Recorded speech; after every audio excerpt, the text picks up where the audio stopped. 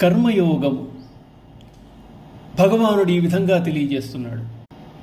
ఇంద్రియాణి మనోబుద్ధి అస్యాధిష్టానముచ్యతే ఏతైర్విమోహయత్యేష జ్ఞానమావృత్య దేహినం.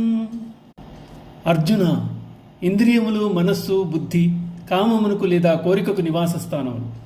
కామం మనోబుద్ధేంద్రియాదుల ద్వారా జ్ఞానమును కప్పివేసి జీవుని మోహితునిగా చేస్తోంది.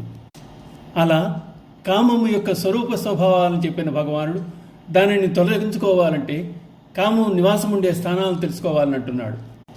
సాధకుడైన వాడు శత్రువును జయించాలంటే అతడుండే చోటు తెలుసుకోవాలి. కామమునకు ఆశ్రయ స్థానములు ఇంద్రియములు, మనస్సు, బుద్ధి ఇవి మనుష్యుని వశములో ఉండవు. అందువల్లే కామము వాటిని తన అదుపులో ఉంచుకోగలుగుతోంది. అందుచేత కామమును జయించాలంటే ముందు దాని నివాస స్థానమును స్వాధీనం చేసుకోవాలి. ఇంద్రియాలను కోరికల వైపు పరుగులెత్తకుండా అరికట్టే కామం దానంతట అదే హరించబడుతుంది. తస్మాత్త్వమింద్రియాణ్యాదో నియమ్య భరతర్షభ పాప్మానం ప్రజహిహేనం జ్ఞాన విజ్ఞాన నాశనం. అందుకొరకై అర్జున, మొదట ఇంద్రియములను వశపరుచుకును, తర్వాత మనుషుని యొక్క జ్ఞాన విజ్ఞానములను నశింపజేయనట్టి మహాపాపి అయిన కామమును అవశ్యముగా రూపుమాపము. కామము లేక కోరిక అనేది మొదట ఇంద్రియములను ఆక్రమించి తదుపరి మనస్సును, ఆపై బుద్ధిని వశపరుచుకుంటోంది.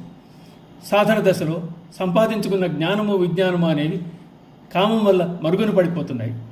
విద్వాంసులే అటువంటి కామానికి అధీనులవుతున్నప్పుడు ఇక సామాన్యుల మాట చెప్పాలా?